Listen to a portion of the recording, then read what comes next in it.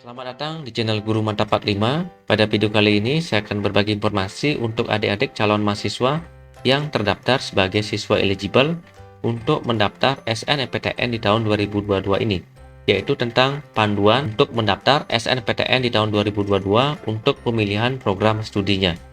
Mari disimak. Perlu diketahui bahwa pendaftaran SNMPTN di tahun 2022 hanya bisa dilakukan oleh siswa yang sudah memiliki akun LTMPT yang sudah disimpan permanen. Kemudian juga merupakan siswa eligible yang ditetapkan oleh sekolahnya yang sudah memiliki nilai yang lengkap untuk mendaftar SNMPTN. Sebelum adik-adik melakukan proses pendaftaran SNMPTN di tahun 2022 ini, ada beberapa ketentuan. Yang pertama adalah nanti adik-adik login di portal LTMPT menggunakan email dan password yang telah didaftarkan. Kemudian siswa melakukan pendaftaran SNMPTN dengan mengisi pilihan program studi yang dipilih pada halaman pilihan. Siswa mengisi portofolio pada halaman portofolio jika prodi yang dipilih mensyaratkan adanya dokumen portofolio. Jika prodi yang dipilih tidak mensyaratkan ada dokumen portofolio, halaman portofolio tidak perlu diisikan. Siswa mengisikan prestasi pada halaman prestasi. Isian prestasi pada halaman ini bersifat tidak wajib, artinya isiannya tidak wajib ada. Silakan isikan prestasi yang sesuai dengan bidang dan tingkat prestasi yang pernah diikuti sesuai dengan program studi yang diminati. Siswa melakukan finalisasi pada halaman finalisasi jika semua isian data sudah diyakini kebenarannya. Setelah Anda melakukan finalisasi, isian data tidak dapat dibatalkan dan tidak dapat diubah dengan alasan apapun. Kemudian silakan nanti mengunduh dan mencetak kartu registrasinya.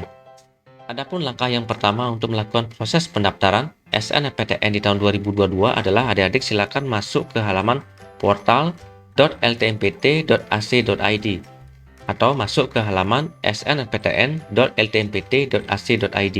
Silakan nanti menggunakan email dan password dari akun LTMPT-nya.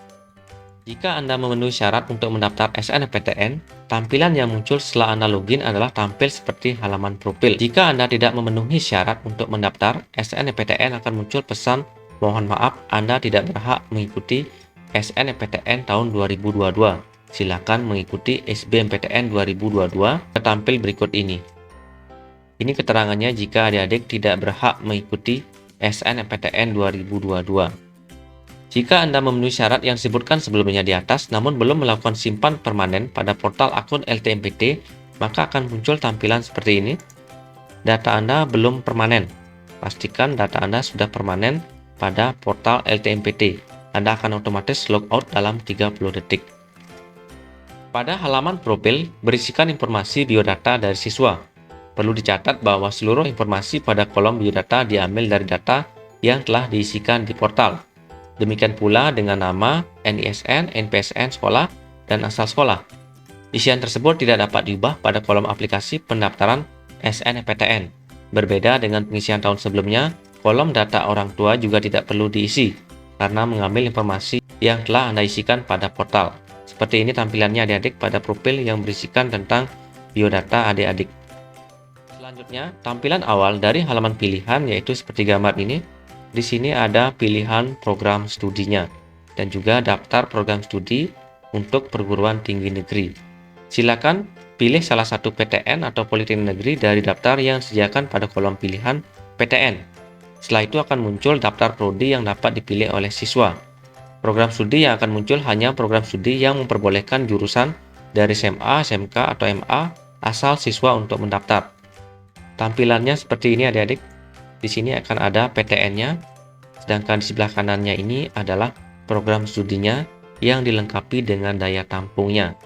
Jika terdapat prodi yang tidak dapat Anda pilih karena syarat jurusan, tampilannya sebagai berikut. Nah, seperti ini tampilannya jika program studinya tidak dapat adik-adik pilih karena syarat suatu jurusan.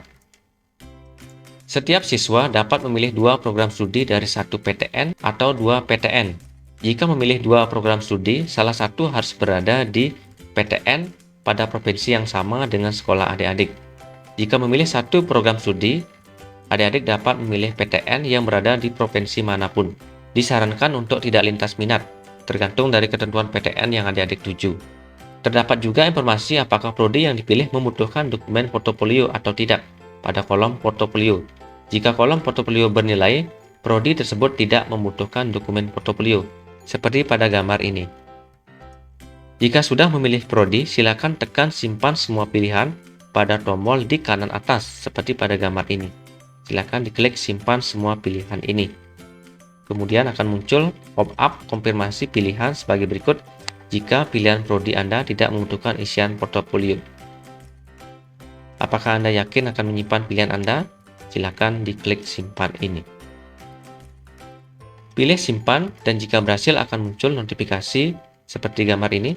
Berhasil menyimpan pilihan, silakan mengisi portofolio atau prestasi. Jika Anda sudah simpan pilihan kemudian ingin mengganti pilihan yang sudah dibuat dari prodi yang tidak memerlukan isian portofolio ke prodi yang memerlukan isian portofolio, akan muncul pop-up konfirmasi sebagai berikut ini.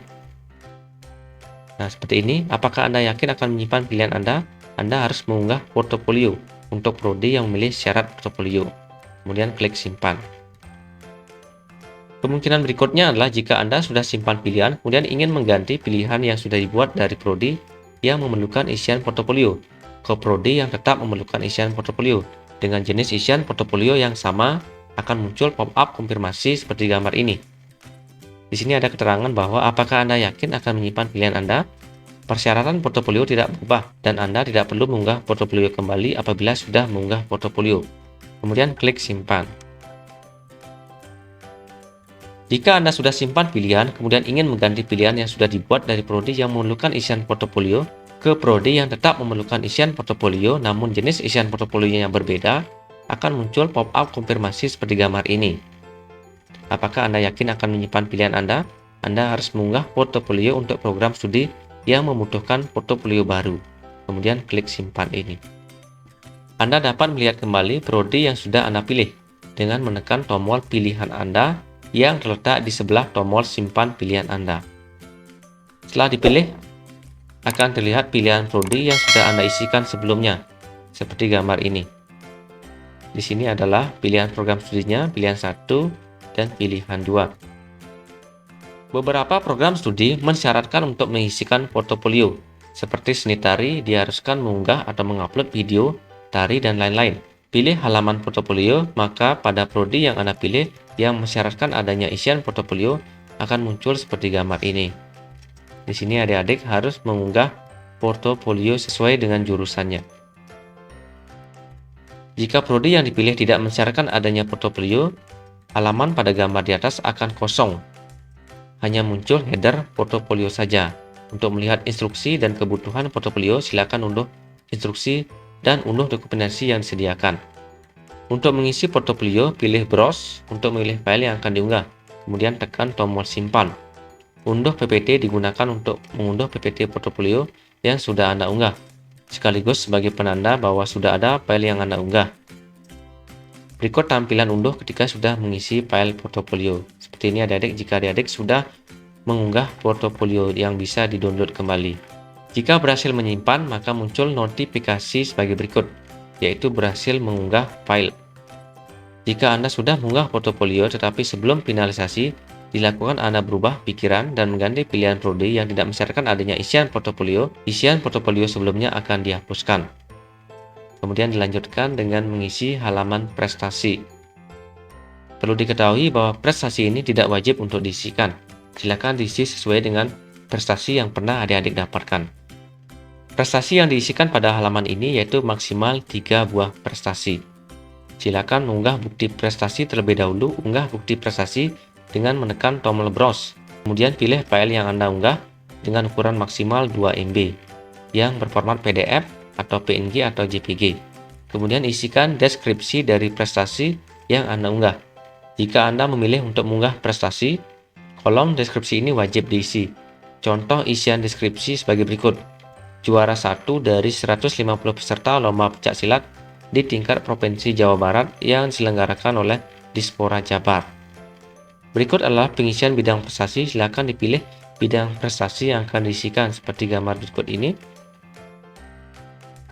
Seperti misalkan bidang olahraga, seni rupa, olimpiade fisika, kimia, biologi, dan lain sebagainya.